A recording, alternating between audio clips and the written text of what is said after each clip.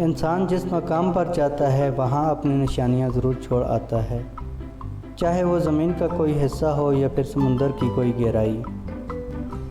لیکن پھر بھی ہماری زمین پر کچھ مقامات ایسے موجود ہیں جنہیں نسبتاً بہت کم انسانوں نے چھوا ہے، یعنی ان مقامات پر جانے والے انسانوں کی تعداد نہ ہونے کے برابر ہے، اور اس کی وجہ یہاں کی ویرانی یا پھر انسان مخالف موسم ہے۔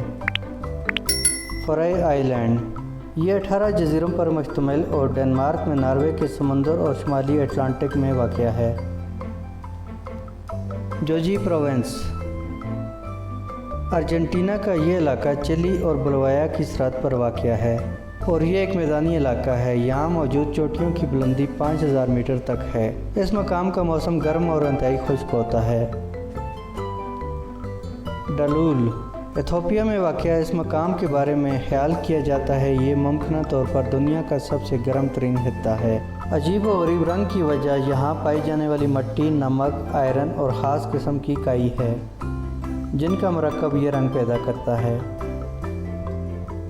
نمیبیا جنوبی افریقی ملک دنیا کے سب سے کم گنجان آبادی والے ممالک میں سے ایک ہے، اور اس کا سرائے نم ایک ایسا مقام ہے جہاں دنیا کے کل چیتوں میں سے 1/4 چیتے پائے جاتے ہیں۔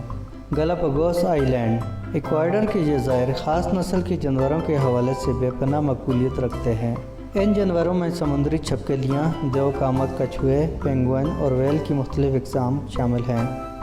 گنگر پنسم یہ بھوٹان کا سب سے بلند ترین پہاڑ ہے جس کی بلندی 7570 میٹر ہے، اور ممکنہ طور پر یہ دنیا کا ایسا بلند ترین پہاڑ ہے جس سے آج تک کسی نے سر نہیں کیا۔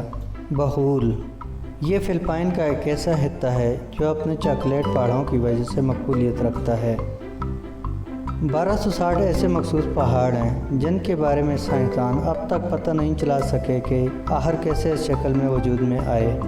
سکلیٹن کوسٹ یہ بھی نمیبیا کا ہی ایک ایسا مقام ہے جہاں زیادہ انسانوں کا گزر نہیں ہوا۔